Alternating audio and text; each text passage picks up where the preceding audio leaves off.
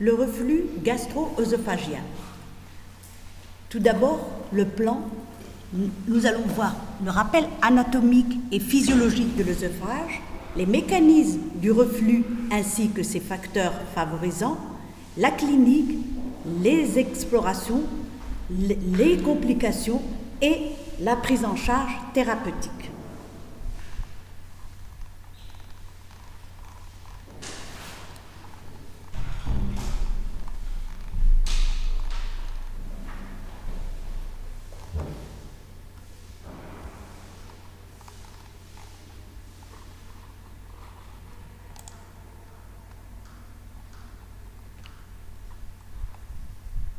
La définition du reflux est le passage d'une partie du contenu gastrique dans l'œsophage.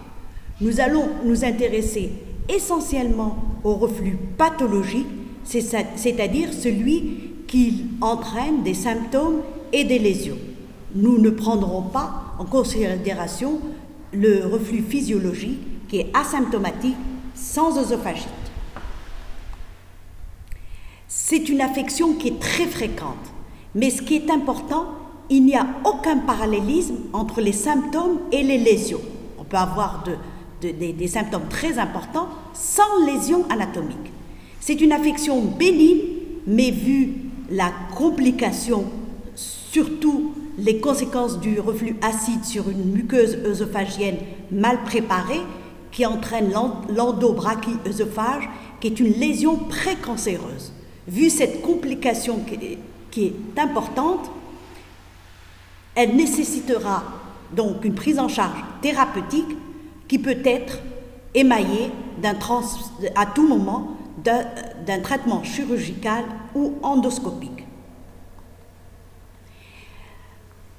Comme vous le savez, anatomiquement, l'œsophage est composé d'un sphincter supérieur de l'œsophage, d'un sphincter externe qui est la membrane diaphragmatique.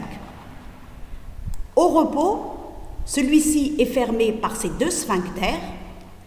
Au moment de la déglutition, le sphincter supérieur s'ouvre et une onde péristaltique de propagation permet l'ouverture du sphincter inférieur de l'œsophage.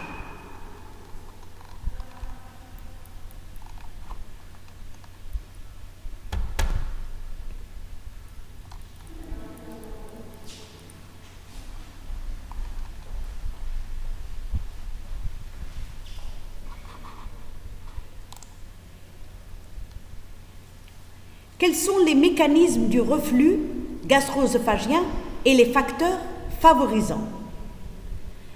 Ce sont essentiellement cette barrière anti-reflux que nous avons vue, c'est surtout la défaillance de ce sphincter inférieur, l'action qui permet l'action de l'acidité de l'estomac sur un œsophage qui n'est pas préparé, puisque la muqueuse œsophagienne est une muqueuse par définition qui a un pH basique, vu qu'elle est constituée essentiellement de cellules et il n'y a pas du tout de glandes.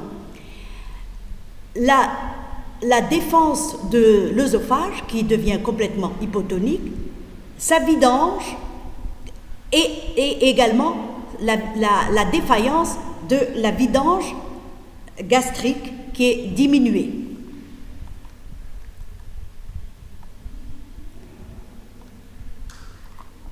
Alors, comme on l'a dit, c'est la défaillance de la barrière, c'est l'élément le plus important. Essentiellement, le sphincter interne. Ce sphincter interne, cette défaillance est due à la fréquence des relaxations qui surviennent en dehors de façon pathologique, en dehors de la déglutition. Le sphincter externe peut jouer également un rôle, mais il n'est pas important. Il agit quand il y a une défaillance, donc il y a un glissement de l'estomac au-dessus du cardia, à travers le hiatus, c'est ce qu'on appelle la hernie hiatale, et celle-ci prédispose au reflux par le déclenchement des relaxations, ainsi que la séquestration de l'acidité. Alors, après la défaillance du sphincter inférieur de l'œsophage, essentiellement, il y a l'action des produits toxiques. Le reflux gastro-œsophagien est essentiellement acide et il résulte d'une sécrétion très souvent acide-basale élevée. Il y a aussi l'action des acides biliaires qui sont agressifs à pH acide. Ceci constitue la majorité des reflux gastriques. On peut avoir, en troisième cause, un reflux duodéno-gastrique alcalin, reflux biliaire, qui est assez rare. Il survient dans 10% des cas, mais il est aussi nocif, sinon plus, que le reflux acide. Alors, dans la défense du corps de l'œsophage, le corps œsophagien aussi devient complètement hypotonique et il permet donc le reflux de remonter vers la partie haute de l'œsophage et donc augmenter l'agressivité de cet acide sur la muqueuse œsophagienne. De plus, vous avez une diminution de la vidange de l'œsophage et une diminution de la vidange gastrique. Tout ceci donc constitue ce qu'on appelle le reflux gastro-œsophagien primitif, qui, je le répète, est essentiellement dû à la défaillance de la barrière anti-reflux et surtout le sphincter inférieur de l'œsophage avec l'apparition des relaxations transitoires en dehors de la déglutition.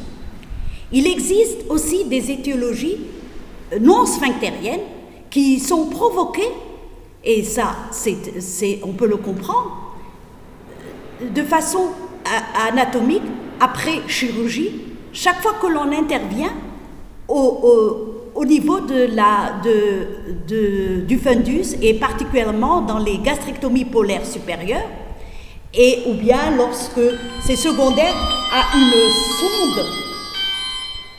une sonde gastrique.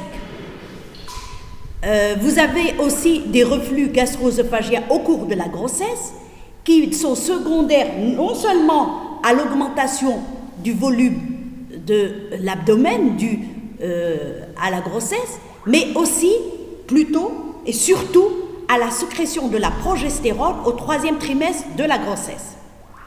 On peut avoir aussi, de façon secondaire, un reflux gastro-œsophagien, on le comprend bien, dans la sclérodermie, où l'œsophage est complètement scléreux, et ici, la barrière anti-reflux, le sphincter inférieur, et la pression est complètement diminuée, elle est nulle, et là, évidemment, ça conduit à un reflux très intense, un reflux acide, essentiellement, comme on l'a vu, sur un œsophage à pH basique qui n'est pas du tout préparé à se défendre contre cette acidité.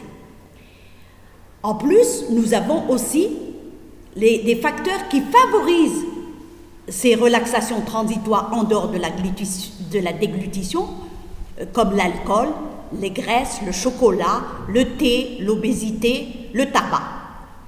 Certains médicaments aussi, c'est pour ça que l'interrogatoire du patient doit être important, en particulier la théophiline et les dérivés nitrés, ainsi que, comme on l'a vu tout à l'heure, la progestérone. Cliniquement, alors, soit c'est un reflux gastro-œsophagien typique.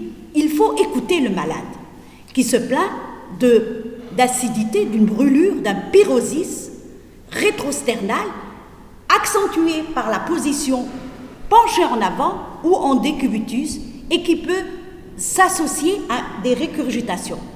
Ce reflux, il est tellement typique qu'il est inutile d'aller faire une endoscopie dans ce cas-là. Cependant, le malade peut présenter des manifestations atypiques, c'est-à-dire des brûlures épigastriques, et même des manifestations extra-digestives, particulièrement un asthme. Quand un malade présente des crises d'asthme nocturnes, surtout qui sont dues au reflux acide pendant la nuit, ça doit suspecter un reflux atypique. Une pharyngite, une gingivite, on peut avoir même des crises pseudo-angineuses. Et troisième possibilité, le malade peut venir directement avec des signes de complications. Et là, bien sûr, il faut tout de suite il faut penser au reflux et faire, comme dans les signes atypiques, une endoscopie.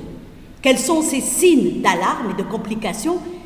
Une dysphagie qui peut faire suspecter une sténose, une odynophagie, un amaigrissement important, une masse abdominale, des hémorragies.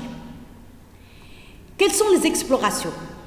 Alors, comme on l'a dit, bien sûr que l'endoscopie, dans les manifestations typiques, il n'y a pas lieu de la faire, mais elle a toute sa place dans les manifestations atypiques et surtout dans les signes d'alarme. La pH-métrie, vous comprenez bien que dans les manifestations atypiques, lorsque l'endoscopie est normale, pour prouver l'existence de ce reflux, il faut faire une pH-métrie. La manométrie, elle a une place limitée dans le bilan préopératoire. Alors, l'endoscopie, elle n'a aucune place dans le reflux typique. Lorsqu'elle est normale, dans un tiers des cas, elle n'élimine pas le reflux, puisque l'on a vu qu'il n'y a pas de parallélisme entre les symptômes et les lésions anatomiques. Et lorsqu'elle est faite, elle va vous montrer les lésions. Une inflammation, une œsophagite, des ulcères, une hernie hiatale, ou bien des complications, la sténose, ou bien la complication qui est la plus importante dans ce reflux, c'est-à-dire le remplacement de la muqueuse malpighienne par une muqueuse glandulaire quand le reflux est très important et qu'on appelle l'endobrachyœsophage. Et c'est la complication la plus fréquente que l'on redoute et qu'il faut rechercher à tout prix. Les indications donc de la fibroscopie, c'est essentiellement quand l'âge est supérieur à 50 ans, dans les signes d'alarme, quand les symptômes sont atypiques et bien sûr quand le malade ne répond pas au traitement antisécrétoire bien conduit. Évidemment dans le bilan préopératoire. Alors, qu'est-ce qu'elle montre cette endoscopie? Soit, même si on peut avoir un reflux important avec, comme on l'a dit, une muqueuse gastrique, œsophagienne, tout à fait normale.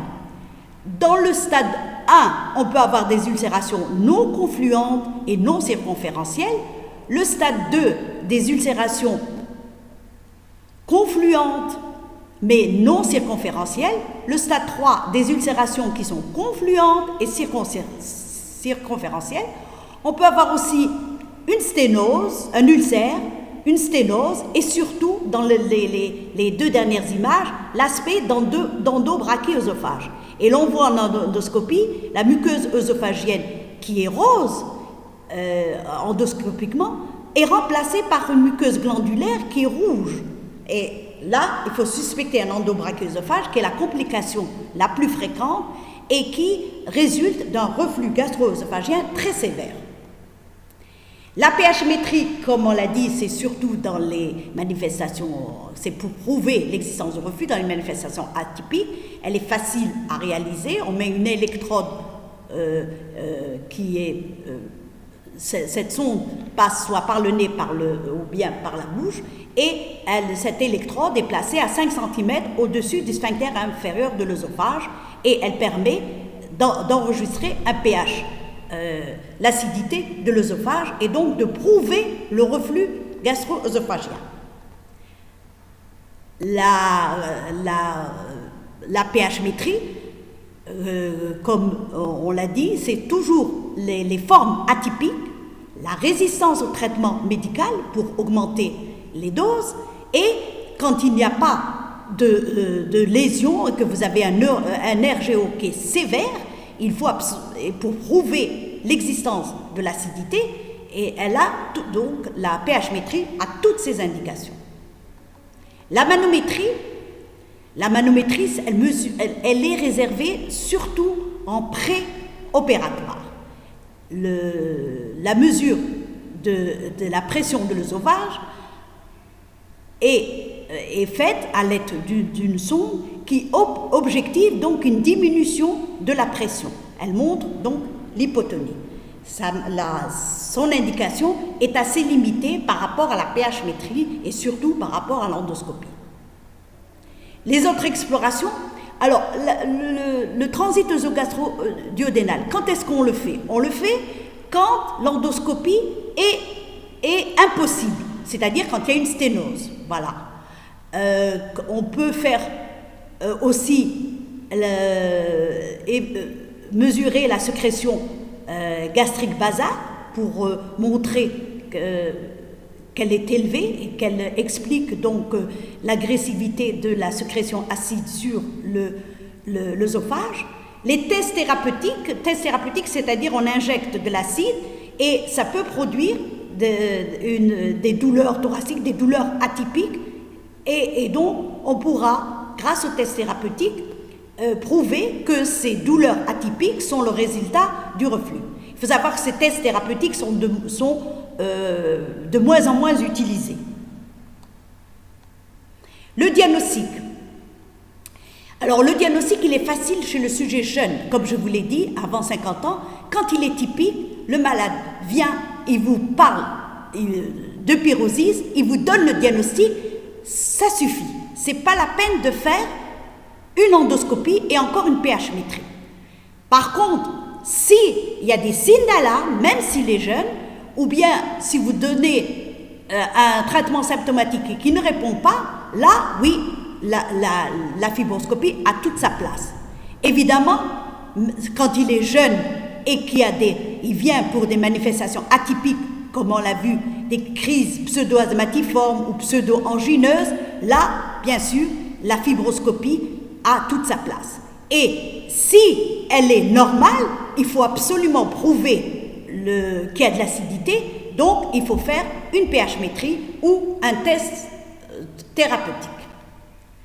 Chez le sujet de plus de 50 ans, quelle que soit la symptomatologie, la fibroscopie est obligatoire. Surtout lorsqu'il y a des signes d'aggravation, pour rechercher des lésions et surtout, comme on l'a dit, l'endobrachioœsophage. Évidemment, dans les manifestations atypiques, dans les signes d'alarme, la pH-métrie a la même indication que le sujet jeune. Les complications, comme on l'a dit, il y a l'hémorragie digestive, mais elle n'est pas très importante, ce ne sont pas des grandes hémorragies digestives. La sténose peptique, dans un quart des cas, le reflux est important gastro-œsophagien et le malade se présente par une dysphagie, mais c'est assez rare. Par contre, la complication que l'on redoute et qu'il faut absolument détecter et surtout surveiller, c'est, je le répète, le remplacement de la muqueuse malpighienne épidermique par une muqueuse glandulaire que l'on appelle l'EBO, l'endobrachioœsophage. C'est une complication qu'il faut rechercher, redouter, surveiller et traiter. Alors, l'hémorragie, elle est très souvent favorisée par les AINS et l'alcool. La sténose peptique, comme on l'a dit, est définie par la dysphagie. L'endobrachioœsophage, c'est elle la complication la plus importante, puisqu'il y a un risque de cancer de 40 fois supérieur à celui de la population générale. Et c'est tout le problème du reflux gastro-œsophagien. Quand le malade vous dit « Est-ce que j'ai un reflux? Est-ce que c'est grave, docteur ?» il faut lui répondre par cette question. Si on va rechercher un EBO, si vous avez un EBO, il y a un risque de cancer, il faut traiter et s'il faut même faire une chirurgie endoscopique le BO est la complication la plus fréquente. Maintenant, si vous n'avez pas de BO, si vous avez des lésions d'œsophagite, là, un traitement suffira. Voici donc l'endobrachioœsophage que l'on retrouve, comme vous l'avez vu, le remplacement de la muqueuse malpighienne par la muqueuse glandulaire, et les biopsies qui signent la gravité de cette complication, puisque le BO aboutit à des dysplasies et il fait le lit du cancer. C'est donc la complication la plus redoutable de ce reflux. Voici donc c'est un adénocarcinome parce que ça survient sur une muqueuse glandulaire, hein. Pourtant ça se situe dans l'œsophage. Ce n'est pas un carcinome malpighien, ce n'est pas un carcinome épidermoïde, c'est un adénocarcinome, c'est glandulaire. Le traitement, c'est une affection bénigne. Il faut absolument commencer par un traitement, dans les symptômes, par un traitement médical. Et quand il y a des lésions, bien sûr, il faut les cicatriser. Et surtout, comme on l'a dit, quand apparaît des complications comme le BO, il faut biopsier, traiter pour régler le problème et prévenir le cancer de l'œsophage qui, vous le savez, est un pronostic redoutable. Alors, dans le traitement médical, essentiellement les règles hygiéno-diététiques, vous avez essentiellement d'un côté les qui luttent contre l'acidité, les qu'on a très souvent utilisés comme les antiacides, les pansements qui neutralisent l'acidité, les prokinétiques qui facilitent la vidange gastrique, les anti-H2, hein. Mais actuellement, dans tout cet apanage d'antisécrétoires, il faut retenir que le traitement de référence des antisécrétoires, ce sont les IPP, qui ce sont les seuls qui règlent le problème, et sinon, à défaut, en cas d'échec, la chirurgie.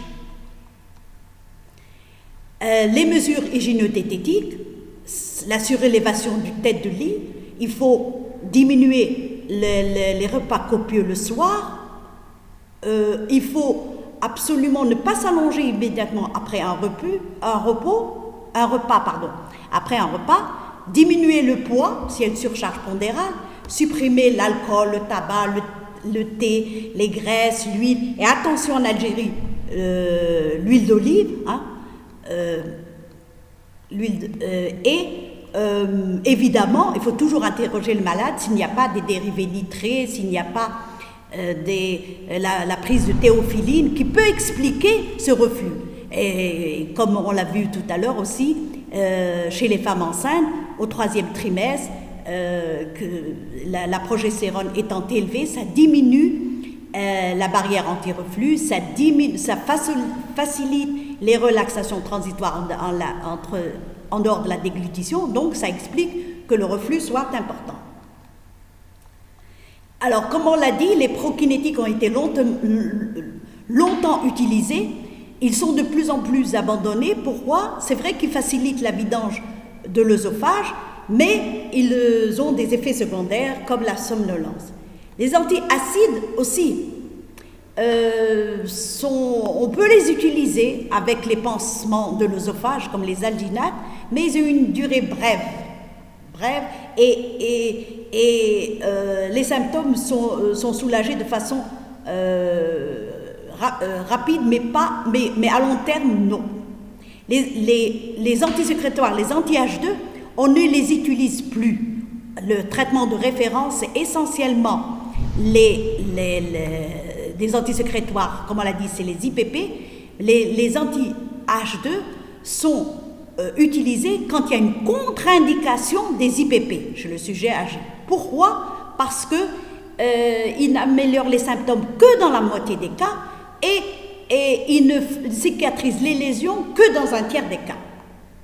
Évidemment, le traitement de référence, ce sont les inhibiteurs de la pompe à protons que vous connaissez tous, comme l'oméprazole, l'enzoprazole, pantoprazole et tout ça, qui, eux, ont une excellente tolérance, une bonne cicatrisation des lésions et ils sont surtout très efficaces sur les symptômes. Donc, c'est un traitement de choix.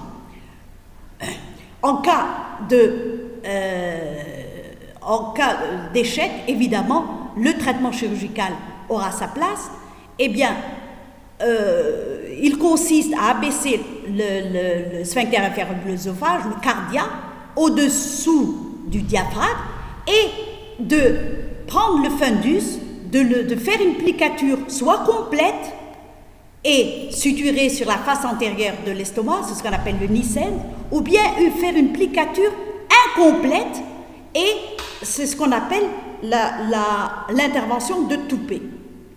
Voici donc le Nissens, plicature complète, le Toupet, plicature partielle. Les indications, alors 3 situations en pratique. Premièrement, c'est un RGO, c'est un sujet jeune, il n'y a pas de signe d'alarme. Le RGO est toujours typique, mais c'est un sujet âgé où il y a des signes d'alarme. Ou bien, troisième situation, il y a des manifestations atypiques. Dans la première situation, je le répète, quand le sujet est jeune, l'endoscopie n'est pas nécessaire. On donne un traitement symptomatique pendant 1 mois avec un traitement de référence, les IPP, l'oméprazole. On donne 20 mg pendant 4 semaines. Lorsqu'il y a succès, on s'arrête. S'il y a échec, on double la dose et on double la durée. Dans la deuxième situation, le RGO est typique, mais le sujet est âgé. Ici, ou bien il y a des signes d'alarme. À ce moment, l'endoscopie est impérative. S'il n'y a pas, malgré ces signes d'alarme, s'il n'y a pas de lésion, on fait comme tout à l'heure.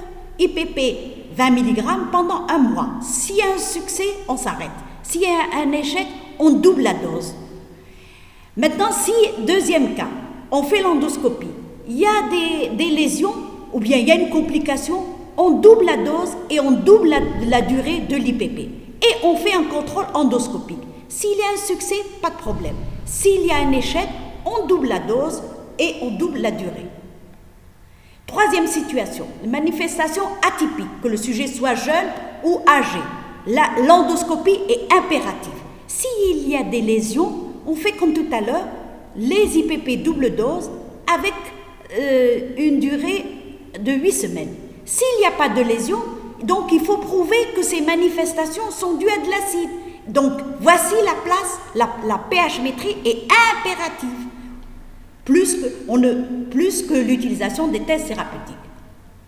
Maintenant, évidemment, comme ce sont des sujets, on ne sait pas pourquoi, qui ont cette barrière, ils naissent avec une barrière défaillante des sphincters inférieurs de l'œsophage, donc logiquement, cette défaillance va durer toute la vie, donc c'est un traitement qui logiquement aussi doit être au long cours. Mais ce traitement, au long cours, on peut avoir trois cas. Dans le premier cas, ce sont des rechutes qui sont fréquentes, avec altération de la qualité de vie, avec des lésions. Donc, on fait un traitement au long cours, surtout chez le sujet âgé. Chez le sujet jeune, se pose l'indication opératoire. Maintenant, deuxième cas, les récidives sont espacées. On fait des cures, un traitement intermittent, toujours à base de traitements antisécrétoires à base d'IPP. Maintenant, le troisième cas, c'est de temps en temps, donc à la demande, le malade utilise les antisécrétoires et il prend sa dose d'IPP. Donc, comme je vous l'ai dit, le traitement chirurgical chez le sujet jeune, il ne faut pas hésiter. Quand il n'y a pas de comorbidité, pas de risque anesthésie, il faut poser l'indication de la fin de plicature ou bien du Toupet. En conclusion, vous voyez que c'est un reflux, c'est une affection bénigne, fréquente, il y a beaucoup de facteurs. Le diagnostic, il est facile quand le RGO est typique, mais il faut savoir l'évoquer dans les manifestations atypiques. L'endoscopie, je le répète, n'est pas utile quand le RGO est typique. L'évolution est souvent chronique, mais attention, même si les complications sont rares, il faut faire attention à l'EBO. Le traitement de base, de référence, c'est les inhibiteurs de la pompe à protons.